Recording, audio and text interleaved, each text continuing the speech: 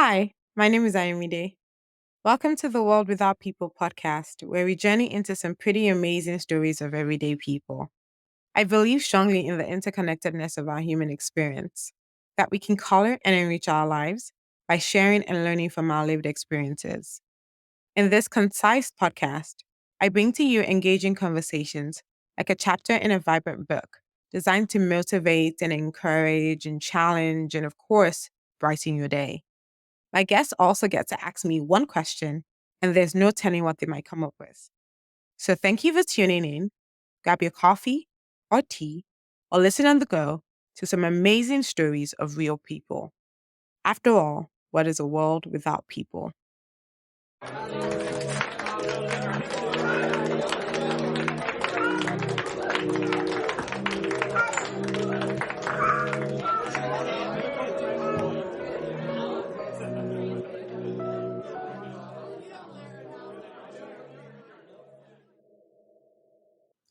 Hello, everyone, and welcome to another episode of The World Without People. My name is Ayomide, and I'm so excited to be here today because I have my friend Chioma Okafor with me. Welcome, Chioma. What up, people? Hi, thanks for having me here. See, I was about to call you Ayomide, but I don't call you that. You can So, call me whatever. Everybody Everybody okay. calls me different things. No, trust me. I've had it's so funny. I had to tell someone last week, my last recording. I'm like, no, yeah, we're gonna have to ask another question because they asked me about the difference in names. I'm like, asked and answered. So no Yeah. problem at all. No, I'm Uh, really excited to be here. Thanks for having me. Thank you, Chioma. Okay, so I've known Chioma for a number of years, and somebody still asked us last week how we met, and we don't know. So we're just going to bypass that. Uh, I think we said we met on Blogger, remember? but we weren't sure. We So, weren't really sure. Yeah, we were like, exactly. it was the days when Blogger was. First of all, I wasn't telling you, so it's fine. I know. Well, we're going to talk about our age either way, so it's fine. And I tell everybody my age anyway. So, but yes, it's been a number of years, and now we have so many mutuals that it's like I've known you forever. But Chama is also a public health specialist like me, and so that's part of our connection as well. And we've written quite a number of papers actually with our friend Jumake, who I have to get on, the podcast soon. Yeah, shout out to Jumo. Shout out to Juma. But yeah, today we're talking non-public health stuff. We're talking relationships, and I cannot wait for us to get into it. But with that said, give us a little bit of bio, where you went to school, Mm. all that stuff, where you've lived, interesting stuff. Okay, so I was born in Lagos. I was born in Nigeria. I moved to the US when I was probably about 14. So I went to secondary school in Nigeria up until like SS1, which is the equivalent of the 10th grade in the Right. US. So finished 10th grade, came to the US with my mom and my second brother. So I have two older brothers, the second one.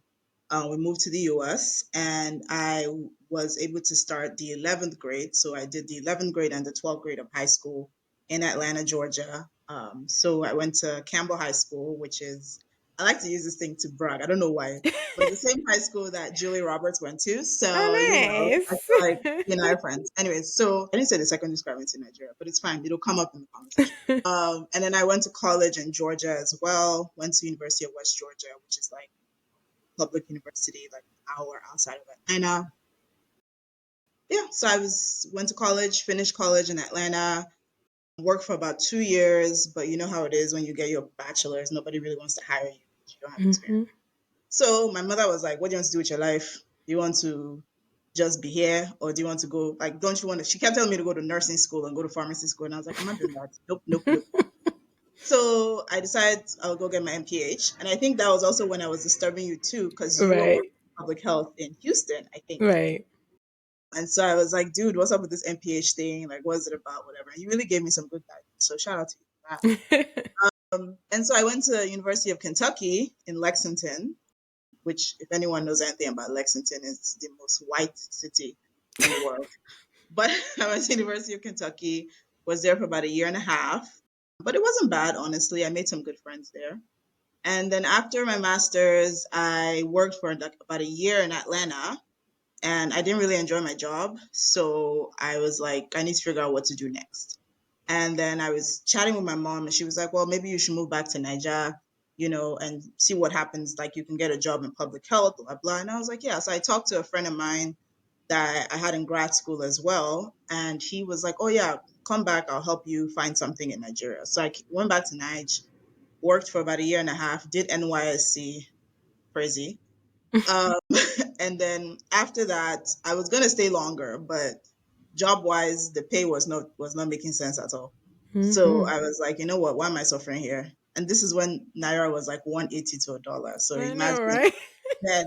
Okay, so I was like, let me just come back to the US. I came back to the US. I was lucky and lucky enough and blessed to get a job with the CDC not long after I came back. And then that was 10 years ago. And yeah, so here I am now. I live in the Maryland, DC, Maryland, Virginia area. I've been here for about 3 years now, or actually, no, 4 years. About 4 years now. And I don't know. We'll see how much longer I stay here. So that's the basic background. I love it. A couple things. It's so funny because I just moved to the Maryland area as well, and like you, I'm already like, see, we'll see how long I'll be here. But the funny thing is, at least you haven't done as much as I have. You haven't moved around as much, so you still have No, some catching up to do. So that's okay. especially in Atlanta, Kentucky, Maryland, and I guess Niger. But Nige. yeah. Okay. So I guess let's start from the beginning.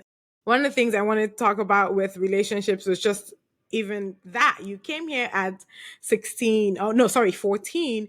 Mm, And one thing I really think about is how much better Americans are with kind of allowing their children date, not always in healthy ways, but some of them in healthy ways. And I think it takes that pressure off compared to, like, you know how like Nigerians don't even date until after college or whatever. I'm curious, when you came here, how did your mom and your brother, well, you said you came with your brother, so I don't know if it was just you and your brother at the time or your mom was here, but just dealing with that at that age, because I feel like one of the reasons why I feel like I'm not good at dating at this, even at this age, is because I just didn't really have that experience. And so, what was that like for you coming here, seeing people date, how they dated, if you were allowed to date, and how that maybe shaped your dating understanding, I will say. just a little bit of backstory. So I have two older brothers. There's 6 years between each of us. So my Mm, first brother is 12 years older than me. The one after him is 6 years older. So just to give you some understanding of, I'm the only girl, right? right. So my mom did not raise me with like, oh, go and date, go and express yourself. As a girl, the only girl, last born, Igbo girl, raised in a single parent household, by the way. So Mm, you're already like, you can't bring shame to me. mm, You won't disgrace me. You have all those things at the right. back. That being said, though, because I grew up with boys, I was never really intimidated by boys because Right. my brothers always had their friends over. I grew up as a tomboy for the most part. Like I was always more comfortable, which now it's kind of shifted a little bit, but I was always more comfortable around like boys in primary school. Because in primary school, girls are very shy. Like, oh, I don't want to talk to him. Mm-hmm. I don't talk to him. And I'll always be the one that would go. Like my friend had a crush on somebody in primary school or in secondary school. I'd go and be like, oh, I'll go talk to him. What's the big deal? It's just like, so it was never something, I was never scared of boys in Mm, that sense. But when it came to dating, I didn't have any kind of understanding or education about what that meant. I remember when I was in secondary school in Nigeria, I mean, anyone that knows me well knows that I used to be like Madame Crush. Like I would have so many crushes. But the way I would go help my friends, I could never do it for myself. Like mm, I would never go tell anyone I like them. I would just be like, it's fine, it's not a big deal. So I remember in secondary school, I think I had like one or two crushes in secondary school. And eventually, when I started getting older, like maybe like SS1 or so, I started dating, quote unquote dating, one of my neighbors, and he was a couple of years older than me. He didn't go to the same second school as me. So we started dating in the sense of when we saw each other on the road, walk, he would buy me coke, one of those things, whatever. Anyways, but I still didn't really understand what dating meant because I'm pretty sure this dude was doing the same thing to multiple girls in secondary right. school in the neighborhood. So, that's what it was. And then, so I didn't have that education. I had older cousins that would like tell me stories about their boyfriends and stuff like that. But you hear the fun, not, I guess, the fun sides of dating. So the Right. flowers. I know he bought me cake and he bought me this, but you don't really hear like the work that goes into dating when you're actually dating seriously. Right. And as I mentioned, I didn't grow up in a two-parent household, and a lot of people grow up into two-parent households that aren't healthy anyway. So Right. what I mean is that I didn't grow up seeing a healthy Right. mother and father, husband and wife relationship. Mm-hmm. And so there was no real like model for me until maybe as I got older.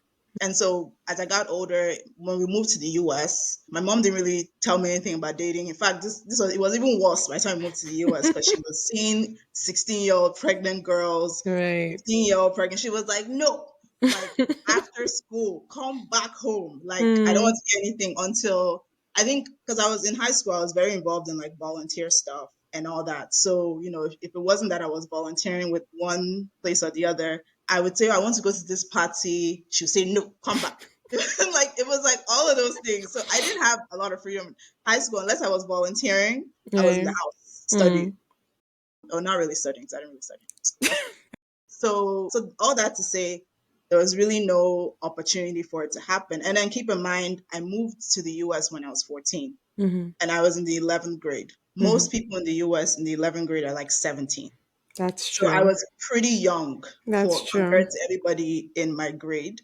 And I remember people would be like, damn, you young as hell. And I'll be Mm. like, oh, it's just because I moved from Nigeria. It's not like I'm this like brainiac or whatever. And they'll be like, damn, you smart. And I'm like, like, right, like when you Yeah. come here, it's easy. But Yeah. all that to say, like I was younger than everyone. So that was Right. also another reason why she was like, you are not the same age as them. They're 17, 18, you are here 14, 15. Like, no, like stay at home. So yeah. Yeah, that's fair actually, now that I think about it. But did you get to go to prom?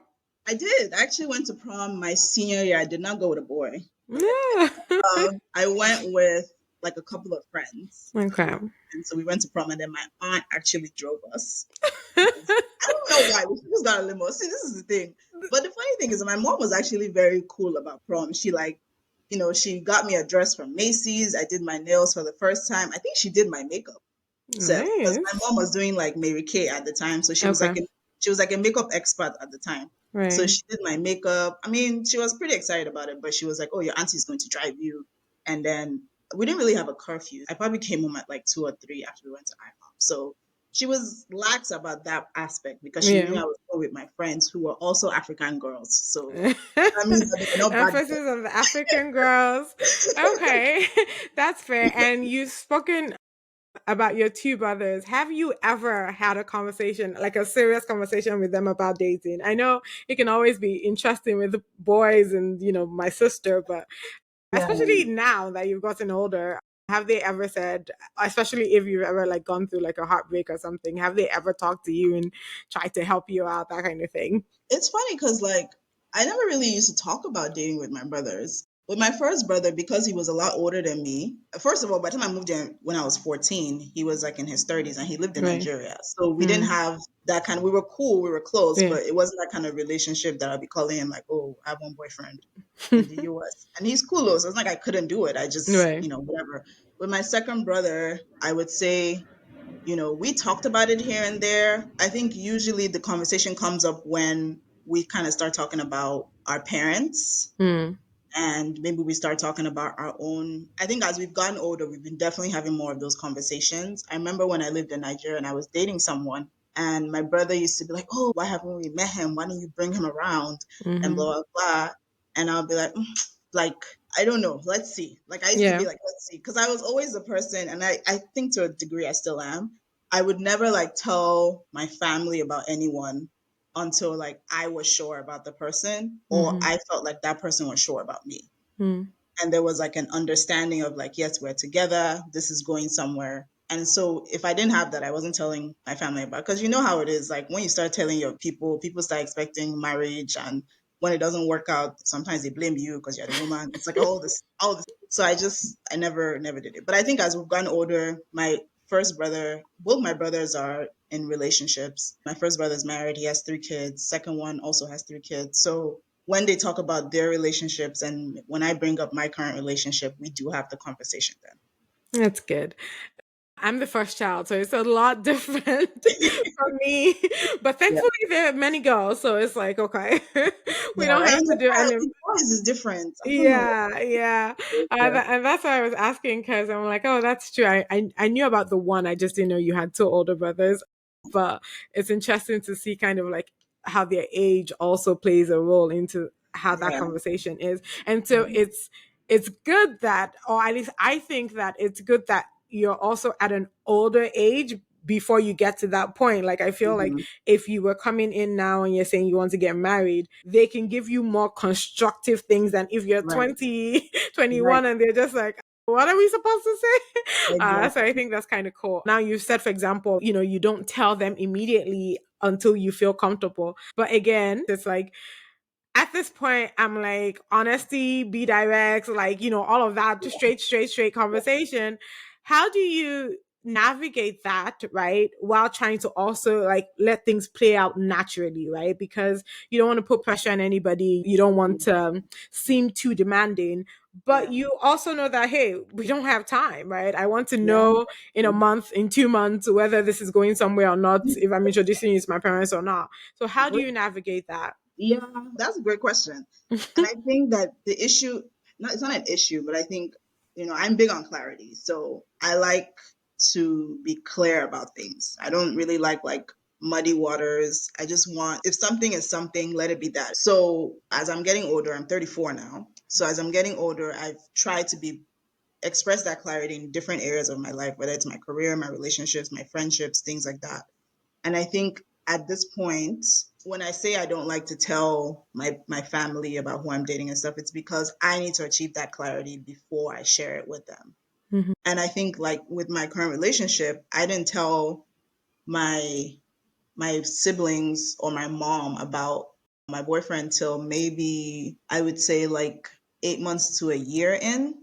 And it's crazy because I've known this person for a very long time. So it's not like I was unsure about him. I just wanted us to get to a place where, when you're in a relationship and you're in like a cocoon and you're Mhm. just enjoying your cocoon of just me and you, me and you, me and you. But at some point, you can't live in a cocoon forever and you Right. can't live in a bubble forever. So, and I also I'm a big girl. If I'm traveling to go see him, and my brother calls me and he's like, "Oh, Ray, I don't want to be like, oh, I'm in Maryland. I'm not in Maryland." It's like, so I have to say, "Oh, I'm in this place," and then, "Oh, okay, you're visiting this person." I'm like, "Yeah," and then he would just say, "How's it going?" And I'll say, "Oh, it's good, fine," and then he'll say, "Okay, cool." My mom will say the same thing. So, I'm trying to get to a point where like my family feels comfortable hearing about the personal side of my life and Mhm. being like, okay, cool. Like she seems happy. She seems like she's doing well. When she's ready to tell us more, she'll tell us more. And then with my partner, I think with him, I've tried to do the same thing. I think he's in a little bit of a different space than I am when it comes to telling family. And Mhm. I've had to like realize that everybody's family is different. And I Mm. think with my family, we're a lot more liberal about dating to a degree, even though I Mm. said my mom didn't really, teach me that much about dating, but she doesn't have very specific, what's the word, parameters around who she wants me to be with. Like, she's very, because we've lived in the US for so long. So part of that has influenced her, even though she's still a very Nigerian parent. But she's not like, oh, you must be with an Igbo girl. I mean, Igbo, Igbo man from Anambra State. That is Mhm. like, she's not like that. She's very Right. much like, as long as you're happy, I would prefer them to Mhm. be Nigerian. I Mhm. would, or at least from, she likes to say, from a developing country because they have culture. Because she's so any I as love long as it. they're not from America. That's a different. But yeah, as long as that, and then they're educated, and the person's a Christian and he treats me well and take care of me and we have a good partnership, that's what she's interested in. So she doesn't have like, they must be from here, they must be this age, like all those kind of things. So I think it's a little different, and I've tried to like understand that from his side as well. It's a little Okay. difficult, but I'm trying. And we'll get to some of those difficulties, but I hear you with the whole Nigerian. I think I always say my dad would die if I ever talked to someone who was Asian. Of the many different cultures, I think if I was dating an Asian person, my dad would literally die. And so I think it's interesting though that we are here. I've been here for 18 years, going on 19 years this year. and we've been here, for this long, and we're still dating our Nigerian brothers. I mean, shout out to the Nigerian brothers, no offense to them, but like, I feel like we're doing ourselves a disservice half of the time. Like, I've only literally dated Nigerians, and I feel like this is bad. So, one, have you dated non-Nigerians, and why do you think we do this? Like, I mean, I hear it from our parents' point of view, but we're different, and again, we're exposed to all these other different cultures. Why do you think we somehow keep it? Because I still find it to be 90% of the case that not only it's so two things. It's not just that you haven't even that you're not dating some. It's like you've never even tried. Like, Mhm. and that's crazy to me. I don't know. So I've dated outside of the Nigerians. I mean, if we keep it within Africa, I've dated like Cameroonian men. Mm-hmm. I think the most outside of Nigerian I've dated is an Indian person. You see, that sounds Um, exciting. I think this is the thing, and I agree with you. Like I've been in the US going to be almost 20 years too, and I have mostly dated Nigerian. I think that there's something to be said about that common culture. Mm-hmm. That thing just helps. I think Mm-hmm. it's like a baseline that you don't have to establish with a lot of other people. And yeah, you can have attraction, all of those things are there, but I think that that common culture always helps. And it was the same thing for when I dated a Cameroonian or whatever. Like, we were both African. We had those There's just some things that don't really need explaining too much Mm-hmm. when you're dating someone that has a similar culture to you. It wasn't too different with the Indian guy, but I think even with the Indian guy, I think we both went into it knowing that this was probably not going to go anywhere. Mm. But we Okay. both were attracted to each other. We enjoyed spending time with each other. It was during the pandemic. So it was like, let's just have a good time. Let's hang out. Let's spend time together. Let's chill. Mm. But I think we both knew that it wasn't going to be anything serious because he also had to end up with someone that was Indian. Mm. Like that was like his thing. And I have found that a lot of Indian people are like that. Similar to Right. us, they tend to date within their culture, even sometimes within like their religion and all those other things. So all that to say that, yeah, it's exciting to go outside of your race. When I was on dating apps, especially when I first moved to Maryland, and I was single and I was like, oh, let me use dating apps. Not even because I was looking for a husband, but just that was like my way of saying, oh, every time I hang out with someone, I will suggest a different restaurant so I can Mm-hmm. check out different places. I would click. I was open. I would click white. I would click African American. I would click Jewish, whatever. I didn't really send, right? Right. But I think those people also have their own preferences, right? And I saw in my experience that I didn't get a lot of non-black men, Mm. and maybe that's just me. Maybe if I was a different kind of black girl, I look differently. Who knows? But for me, I didn't get a lot of white men. And if I did get white men, it would be a level of like fetishy questions that you would get. Like, you're African. Like it's just things like that. So I never really got, somebody that was really interested in me for me, aside from, oh, like, oh, you're Nigerian. That's cool. And again, being in the DMV, you get a lot of people that are interested in dating outside of their race. I think that's something to point out, but sometimes you don't feel like it's genuine.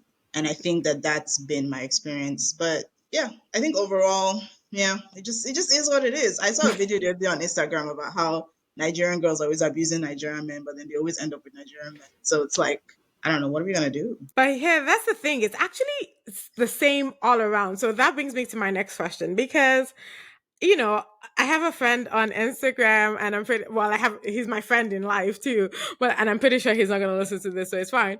But he's always posting up videos about how like, Nigerian girls and money or girls and money in general. And one of these stupid ass videos that you see of people saying something about money, asking for hair, whatever, all of this stuff. And he's married, so I'm always like, why do you keep like just you know Tassin. I don't know what's the English word for that. Yeah. Just stop being shot, girls Oh, on this issue and stuff like that. But I realized that no matter how men complain, especially Nigerian men complain, they end up with Nigerian women too. So yeah. I don't get it. First of all, on the one hand, I have been accused, me personally, of being too nice or too kind or too Mm, generous to a mm, guy, right? Like to the mhm. point where I'm like, I'm not even like next person I'm dating. I don't even know how to like order water. Like, please order water for me, because if that's how like we're going to be doing this, because apparently I've been doing too much. But on the flip side, they complain about, hair and all of this stuff. Yeah. So what's the balance here? Because I'm not understanding. Like, which way?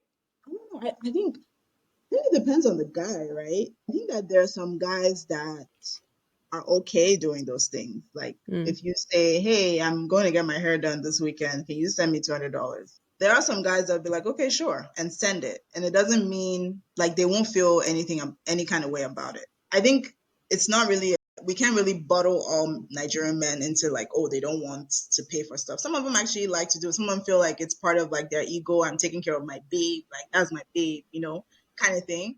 And then there are some guys that will be like, let me test this. Let me see if how independent she is. mm, So it's not like as if I feel like I have to do stuff for her, but I do it because, it's part of like I want to do it to show that I'm taking care of her.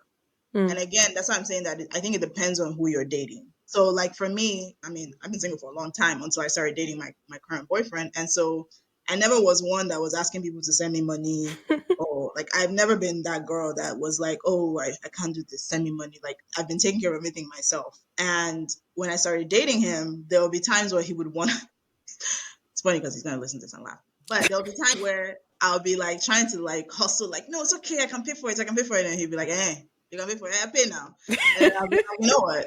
You got it. Like, nah, you got it. And then it'll be like I think at some point he had to tell me, like, look, like, let me just do this. Like it's cool. mm, Like I can do it. If I want you to contribute, I will tell you. right. But like I can do it. It's fine. And I still struggle with it till today. Though I'm getting less. Like I'm embracing my Igbo girl more. I'm like swimming in wealth kind of thing as opposed to whatever. So I'm trying to be more like that. So when he like I'm like, oh, you can pay for it. You got it. Like let me get that credit card number. Like I'm doing more of that now. But I still think there's a balance because you also don't want someone to feel like you're taking advantage of them. And I would never want him to feel that way. So, Mhm. I think it just depends. Okay, that's fair.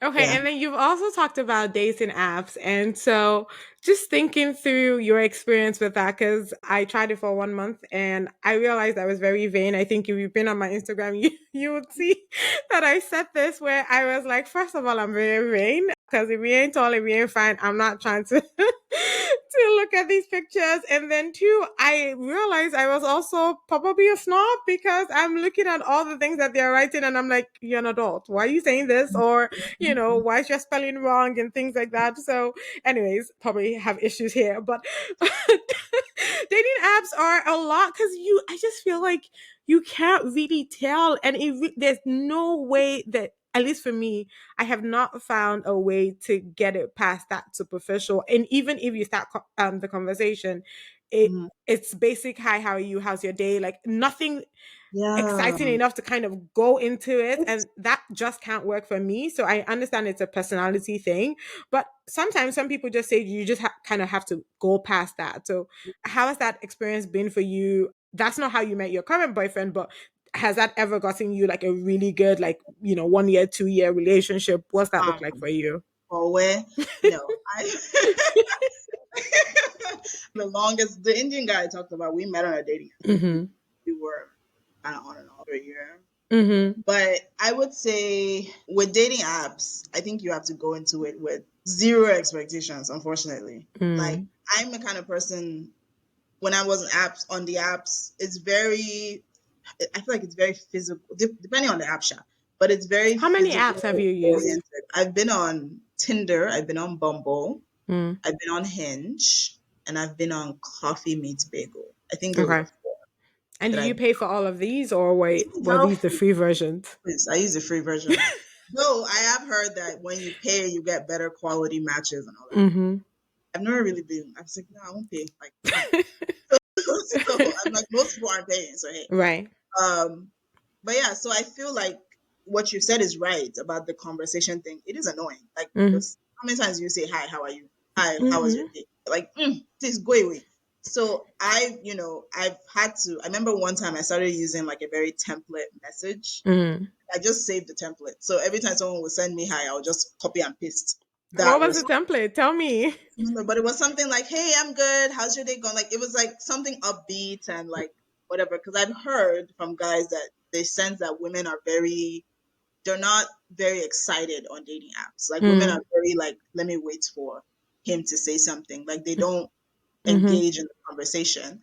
So Mhm. I've tried to be, one of the things I try to do is be like engaging, depending on the energy the person was is giving me. So I think overall, like I've met people on dating apps that I'm cool with till today. Mm. Not as like we're besties, but like maybe we follow each other on Instagram or something like that, and they comment on my picture and whatever, or and I think for me, I always just see it as an opportunity to just meet somebody new. I had to Mm. start doing that because I think there was a point where when I was at apps, I was like, oh, maybe this person will be my boo. Maybe this will Mm. be the one. And I had to, it was just disappointment. You're just setting yourself up for failure. so so so I had to just like change my mindset and be like, okay, I'm in a new city. Let me use this. And I really I met some cool people, but I Mm. also met some shitty ass guys. I'll tell you that. Mm. And I don't know how much long we have, but I've had some weird experiences on dating apps. Okay, you But have to tell me one, at least one. okay, The so one shittiest I will one. say, yeah. So this one, this one's a Cameroonian guy. So Cameroonian people listening. Anyways, so this one we matched on an app and we realized because sometimes on the apps you can see how far the person is from you. And I think I Okay. was at work and he was also at work. Mm. And we realized we were like a block away from each other. And he was like, oh, where are you? Are you here? And I was like, yeah, I'm in that neighborhood. And he was like, oh, like, let's meet for lunch. And I was like, okay, sure, like whatever. So he was like, okay, let's meet here. So we went there, we met for lunch, we just chatted. He was cool. Like he seemed like a cool guy. I wasn't really getting like I really like this guy vibe, but I Right. tend to be kind of patient with that stuff. I don't just like say, oh, like, I'm done. So we hung out that day. After that, he's like, oh, I like you. Let's keep hanging out. But I realized that like, we would always we started hanging out more like because we worked so close together. We would have lunch or like Mhm. after work, we'd go get a drink and stuff like that. And I remember one weekend, this happened for like 2 weeks in a row. And then one weekend I was like, oh, do you want to do something this weekend? And then he gave me like some flimsy excuse. Mm. And I was like, okay, cool. And so that went on. And then like another time he like was like, oh, let's hang out. So I was like, okay, let's hang out. He's like, oh, let me come to your place. I was like, I don't know if I'm comfortable with that yet. And Mhm. he was like, no, like it's cool. Like I'll come. We'll just hang out. So he came over. I needed someone to help me set up my TV or something. So I was like, let me just use this excuse. So he came, he set up my TV, and then he was like, oh, this is nice, whatever. So we hung out. Nothing actually happened. And then he left. And then I think another time I wanted to hang out with him on a weekend. And it just seemed like every weekend he couldn't hang out. And I was like, this is giving Dude is some married. weird, he's giving married. Or like after a certain time, he would like stop responding to my text messages, or like, it was weird. So I don't know what happened or how I even figured it out. I think I found him on Twitter Mm. and I was on his Twitter page, and somehow I looked up that same Twitter username on Instagram, Mm. and I found his Instagram page, and that was when I saw he was a married man. Oh my And gosh. so he was married, his wife had just had a baby. Oh no. And I was like, wow, okay, Chioma. So did you call him Okay. out on it? I Or did, you I just did. blocked him? So no, I did. So he reached out to me. He was like, one day he reached out to me when I was at work in the morning. He's like, oh, hey babe, how are you? How's your day going? Da, da, da, da. I was just like, so I was like, I was like, first of all, don't ever text me in your life again. One. Two, like, why are you on a dating app if you're married? And he was like, Mm. what do you mean? And I sent him a screenshot of his Instagram page, and I was like, this Mm. is what I mean. And he was like, oh, let me explain. It's not what you think. What? I'm like, what does that mean? I'm And I sorry. was just like, I don't even care. Like, I don't want to know. And I was like, it's fine. Just, go. Carry while I'm Mm-hmm. going. We're done. We're good. And that was it. And then he just was like, no, let me talk. And he was blowing up my phone. And I think at that point I blocked it. And Yeah, then no, I was that's done with crazy. that, whatever. And then I think like 2 months later, or maybe, if no, more than 2 months, 6 months later, or longer than that, I get a phone call from a girl, a woman. And she's like, hi, is this Chama? And I'm like, yeah. I'm like, yeah, who's this? And she's like, oh, this is, I can't remember her name. I'm going to say her name. But Mm-hmm. she says her name. And Mm-hmm. she's like, I'm this person's wife. Oh God. And in my head, if I even forgot the guy's name. So I Right. was like, who?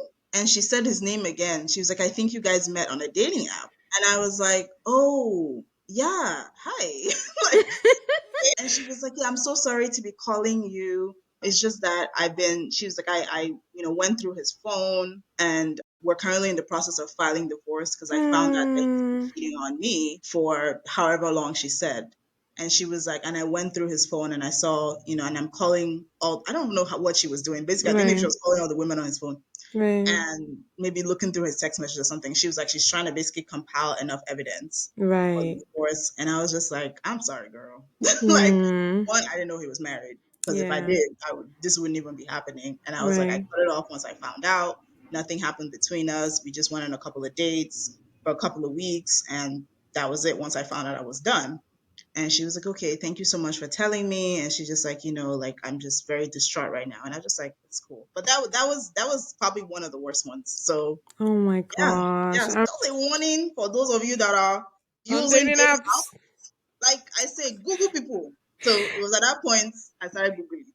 Yeah, and that's kind of, it's so annoying to me anyways, because I don't want to be doing FBI, CIA stuff on somebody I'm dating. Like, but it feels like you have to do it. Yeah. And so it brings me back to this thing that Nigerians do or Nigerians say, like how, which is one of the reasons why I'm team. Is this name familiar to you? Because let me be finding out if there's some family Yeah. history or something, because you just never know, right? And it's funny because, like you, my parents were not together or are not together, but that's where I use my dad the most because my dad knows everybody. So I'm just like, I want to find out if, because it's quite important. It's a cultural thing that I feel like we've lost. And so Yeah. you're finding out a lot of people are in that situation where they now find out that people are married and things like that. And so I wanted to hear from you. One, have you experienced someone cheating on you, and how was that like for you? But this is the one that I know of because with cheating sometimes you don't know if it's happening or if it's not happening. It's just Amen. but this was when I was in college, so I don't even really rate it, but Mm-hmm. at the time it pained me, Sha. Mm, But this was somebody that when I was in college, my friends, and when they listen to this, they'll know who they are, mm, basically forced me to date this person. I don't know mm. how. They were just like, he really likes you. Like, oh my God, like he's always following you everywhere. Like, just date him. Like, he's so nice. Said, okay, no problem. That's me. I'm single. Let me try. At least let me give it a chance. So I did date this guy. Probably did it for a couple of months. It was cool. Like, he was very nice, all that kind of stuff. And I think I had gone, but I at the time I was a virgin and I didn't want to have sex. Mm, And I remember telling him, I was like, hey, I'm not going to have sex. Like, I'm mhm, not interested in that. And he was like, okay, that's fine. Da, da, da, da. And then I think I went home for the holidays and I would call him. He wouldn't answer. Like, he stopped answering my calls for a while. He would just be like, hey, I'm doing this. Let me call you back. Like, he would never call back. It was like all this weird stuff. I was like, mhm, okay. And then I remember someone else telling me, oh, that they see him a lot with this chick. mm. And I was like, okay, whatever. And so I had asked him about it, and he was like, oh, she just brings me food because, I don't have anyone to cook. Like, that kind of stuff. Like, she just brings me food. She feels bad for me, blah, blah. I said, okay, no problem. And at that point, I was already like, okay, this guy is telling me. Because I feel like at that point, I was just like, he's doing something. Like, there's no Right. way. And then I think one day I called him out and I was like, just tell me the truth. Like, what's going on? You don't call me back. You don't do any other stuff. And he was just like, yeah, she and I started dating and we're together now. And it is what it is. And I was just like, what kind of, like, like, what is this? So, yeah, so I would say that's probably the one that I know of. Right. But Yeah. here's the thing, and thankfully you're not dealing with that as an adult. As an adult, it just blows my mind that you would just end it. Right? Like Right. Right. like I can understand even Yeah, at that age and like okay, you yeah. just end it. Like if you're with me or with someone and you meet somebody else that fits your quote unquote spec or Right. is what you want, just end it. Like yeah, you might look like the bad guy or the bad girl, but it is what it is. It's better than dragging somebody along and hurting them for a longer period of time. Right. So And then speaking of spec, that's the other thing I find within the Nigerian culture. I feel like men have a spec, but end mhm, up always dating the person that is not their spec, even up to the point of promising all kinds of marriage or maybe even marrying that person, but end up cheating with the person that is their spec. And I yeah. don't understand that. Like, what is, Or yeah. they have a spec, their parents have a spec that doesn't match their spec. Okay. And depending on the guy, right? Yeah. That could be an issue or it couldn't be an issue. That But I is. think, yeah, and it's so weird. Like, we're so influenced by our parents and the need to please and like culture.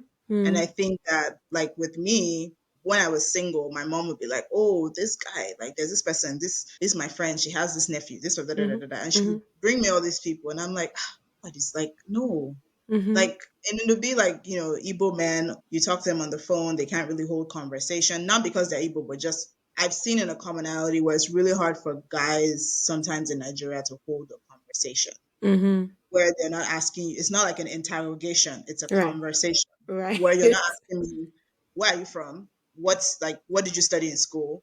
What, like, Absolutely. what did you eat today? Like, not those, like, but actually, it's give and take. You're exchanging, Right. you're laughing. You're like, it r- was hard. And I tried to explain that to her, but she's just like, but those things, it grows. You Mm, grow as you get to know the person, that kind of stuff. And I'm just like, yeah, maybe, or at mm, least it's just a common human trait that you should right. be able to at least have a conversation.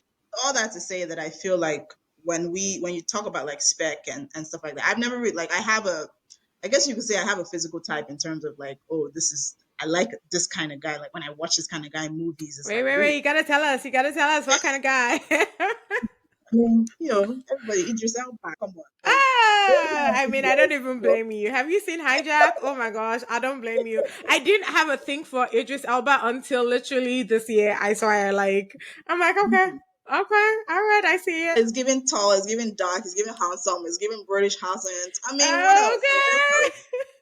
All those things. Now, that's my spec, but Mm-hmm. it doesn't mean that if I meet someone that doesn't fit all of those things, because at the end of the day, I'm actually more interested in how we interact. Mm, Because I could be very attracted to Idris Elba and he's mm, fine and everything, but I may not be able to have a conversation with him because he might be mm. dry. He might just be one. I'm just looking at you, you're fine, but that's it's like, Right, okay, like what else? So I feel like that that stuff is great, but I don't think it's sustainable at the right. end of the day. So yeah. Well, okay. So let me throw that back to you. I hear you because I don't think it should be about physical attraction per se. That's kind of Like I can still be physically attracted to someone that doesn't look like Idris Elba. right. Exactly. Well, Yeah. okay. Let me say it the other way. So, for example, everybody knows he got to be taller than me, and I'm 5'2". So Yeah. everybody then says, "Well, 5'6" is taller than you," and I'm like, "Well, can we start at 5'11"? Like, just let's start there. Calm down. In my defense, I've always dated tall guys, like dated, right? Like, I mean, I've talked to non-tall guys, but in my defense, actual relationships have been tall guys. So Yeah. it is what it is. But here's the thing: I always say that now, what that could look like, how that looks like, right? Whatever, let's just say 5'10" and above. It could be 5'10" hunky, it could be 5'10" skinny, it could be Mm-hmm. 5'10", whatever. Like there's different shapes and different sizes, right? And so I remember telling and this is gonna sound really bad. I remember telling someone at my church, they were trying to get me to talk to somebody because this guy came to church basically to find a husband. I mean to find a wife, sorry. Like literally. Mm-hmm. He came to church Mm-hmm. only for a couple months because he was looking for a wife. Anyways, so obviously he seemed really good on paper, and they're like, "Oh, this is Nifa, one of our good girls in church, and so let's introduce you." And Mm-hmm. honestly, when I realized that I wasn't attracted to this person in any way, shape, or form, most of which is conversation, like you said, because that's a Mm-hmm. big deal for me, right? Mm-hmm. I couldn't explain to anybody why on paper he did not look good. So all I said was, well, he has a round face. And I was not in, I will not lie to you. I call him my uncle, but he wanted to kill me. He did not understand what I was saying. Obviously, it didn't make sense. But I Yeah. couldn't explain to him how it just wasn't it. So when I say spec, and I guess that's what I'm trying to draw from you, is that sometimes spec is not just about what may even be what you've always said. It could Yeah. really be that at the end of the day, this person could even still be tall and have all these other things. But you're like, I don't want to see that face every day. It's just what it is, right? So I think that, while conversations and all of that might be good, we should also, as females, be able to, just like men, right? Be okay with Respectful. whatever we want. And so I guess maybe the way to ask it is, what has that pressure been like to you for everybody else to be like, this guy is fine, this guy is this guy is that, this guy has money, this guy has whatever, but you're like, I'm not feeling him. Yeah, I think that it's made me realize that I actually don't. So So there's a difference between people say this chemistry thing all the time, but Mm-hmm. let's say chemistry. Like there's a difference between me seeing a guy and being like, "Ooh, he fine," Mm-hmm. and me being with someone and having sexual chemistry or physical chemistry with them because we have all these other things in common, right? Because I think for me, I've had to realize that those are two different things. Mm-hmm. And so when I was talking to people and my friends would be like, "Oh, he's really cute though." Like what? And I'm just like, that's not enough. Mm-hmm. Just because somebody is physically attractive, I want to have all the other things as well, Right. and I think that sometimes even that physical part can cloud a lot of the other things about a person. Mm. And we tend not to see those other things because we're so caught up in the physical attraction of that person. Right. So I really try to like work on being less, not vain, because that's just, you like what you like. So I wouldn't even really call it vain, Mm-hmm. but just to be more discerning Mm-hmm. about who I am with and why I'm with that person. And, I realize when I look at like people that I've dated, they actually look different. Yeah. Like, and that also makes me think like, do I actually have a spec when it comes to physical looks? Because they look quite different. Right. Some are tall, some are like medium height, some are skinny, some are a little chunkier, some are light Mm-hmm. skinned, some are like, so it's just, so I don't know. Yeah, it just is what it is. I love it. Okay. So you are in a relationship now, and he's Yoruba and you're Igbo, and then it's also a long distance relationship. So, Mm. two things, right? How are you dealing with the long distance of it? Because again, I feel like at this age, I no longer want to do long distance. I mean, if the guy is really worth it, then sure. I Yeah. prefer long distance anyways, but it's like, you don't have time. Like let's get to know what we need to know about each other and see if we're moving on or not. But then two, there's also the difference in, in culture. Have you had this conversation in relation to, at least your family members dealing with it, not so much as you guys? And then I think the final question to all of that is also just what is kind of like that most important value in this relationship for you? Yeah. You ask a lot of questions, girl. Which one should I start with? Anyone? So, how have I gotten through being in a long distance relationship? A lot of wine. Man, it's hard. And the Mm, funny thing is, like, when we first started, he would tell me, I don't want to be in a long distance relationship. Like, he used to tell me that because mm, he went through it mm, and it didn't work out. mm, Maybe not because it was long distance, but being long distance was part of the reason. right. And so he would just be like, I really like you. I don't want to be like he would say it to me constantly, even till today. Like when we talk about stuff, he's just like, I told you I didn't want to be in a long distance relationship. Mm, And I'm just like, I get it, but at the same time, we're in one. mm, So, I think for me, if it wasn't him, mm, I probably wouldn't be in a long distance relationship because I agree with you. I think that I am at a point in my life where I want to have whoever I'm with, accessible. That mm, being said, I'm also at a point in my life where if it was really, really, really pressing, like, oh my gosh, I really want to see this dude, mhm. I can buy a plane ticket and go see him. Amen. You know what I'm saying? And I Yeah. think that that's something like we're both at that point. So it's Right. like we've had to learn this idea of like delayed gratification Absolutely. when it comes to like being in one and also a lot of communication. We are on the phone a lot, FaceTiming, sometimes we may not even be talking when we're on Mm, the phone. Like he might be doing something else, I'm doing something else. But I think that has helped too, whether it's like I work from home most of the time. So I have the ability to kind of be on the phone. He has his own office, so he has the ability to be on the phone too. It's not like we're right. like in a place where people can see your phone and stuff. So, and even now, like when he's at work, he might be FaceTiming me and people will come to his office. So his office, you already know, like, oh, okay, he's on the phone. That yeah, so it's hard. It's not easy. It requires a lot of communication. I think that trust is a big part of it. And trust is earned, but it's also built. Mm, And I think that for both of us, that's something that we've been working on. We're still working on it. I think we're at a good place. And it also requires something that he doesn't really like to do, but I like to do it because I like planning. So mm, I'm always like trying to plan, like, okay, what are we doing at this point? What are we doing at right. this point? He's just like, oh my God, Mm, like you have come again. And I'm just mm, like, you can't, like, it's a long distance relationship. And a yeah. long distance relationship needs to not be long distance at some point. Yeah. And I think for me, that's where I'm like, my thing when we have conversations is that, we have to be serious about what is the end point here. Right. At what point are we going to be living in the same city? Right.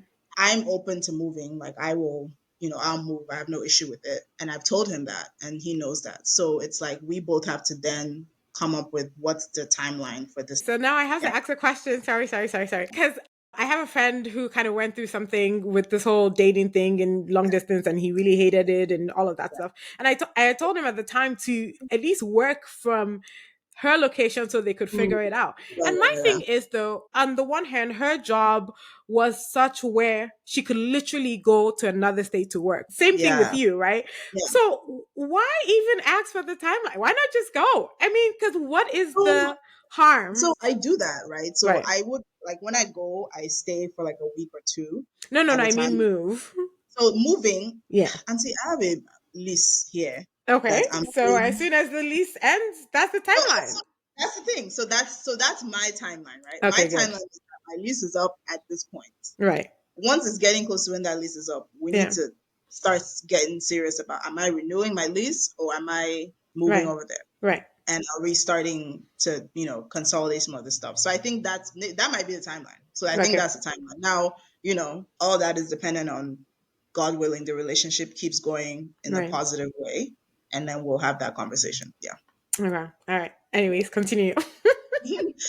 But yeah, going to the Yoruba Igbo part, I've never really had an issue about dating outside of my tribe or my culture when it comes to Nigeria. I think I grew up in Lagos, so I didn't grow up in the East where that was like a thing. I didn't grow up with my dad. Maybe if I grew up with my dad, there might be a little bit more emphasis on you should be with somebody that is from Igbo land. Mm-hmm. But my mom lived in Lagos since she was like 19, 20. Right. So even though she's, an Igbo woman, she's still heavily like Lagosian in that Right. sense. And Mm-hmm. so she never really had that tribal, oh, you have to be with this person. So she doesn't have an issue with it. I think for her, she would have an issue if his family is not receptive. Right. And then she may be like, okay, maybe Mm. you need to take a step back because I don't want Right. you to be in a situation where people are not treating you well or your spouse is not, standing up for you, blah, blah, whatever, because of your tribe, not because of Right. anything else, but because of your tribe. So I think that for me and for my family, we've lived in Lagos such a long time. We're not the tribal, you must be with an Igbo person Right. family. For him, I mean, I can't speak for his family that much, but I don't think that it's the same. so so I don't know. I don't know. We haven't gone to the point where it's an issue. Yeah. I think I'm maybe the first Nigerian person that he's dated seriously. Mm. So I don't know. Maybe that will help. Right. Um, we'll see. We'll see. It's all unfolding as we speak. I love So it. yeah. And then the last one was the value. Oh, for me, in this relationship, I would say the biggest value is the fact that we are friends. Mm. You know how you meet somebody and it's like, oh, I like this person, let's start dating, kind of thing. Mm.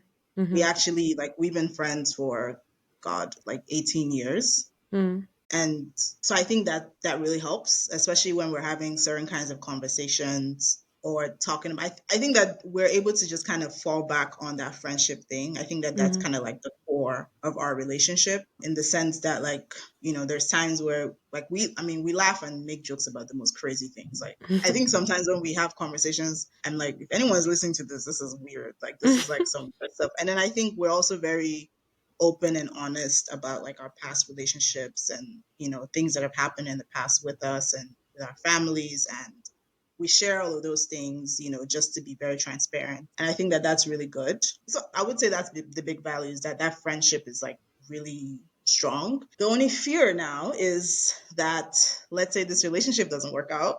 Mm-hmm. I don't know if we can be friends, Sounds good. and I think that would be really, it would really suck.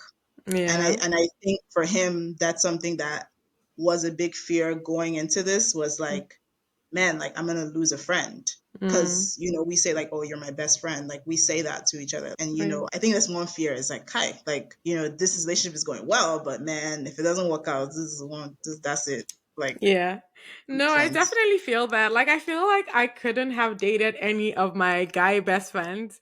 And I'm so Mhm. glad that they're all married and all of that. Like, it was not one of those things I had to be like, oh, okay, now I'm getting older. Let's see if, because I Yeah. just feel like they're family. They've even gone past like best friends, like they're family. So I can't imagine losing that. But I always still say that I'm probably going to end up with someone I know. I mean, who knows what God is going to Yeah. do. But I Yeah. do agree with you that, friendship is really important. I was trying to ask you the meet cute couple question. So 2 years in, what's your favorite thing about him? My favorite thing about him is he knows me so well that when something is bothering me, it's almost like he immediately knows.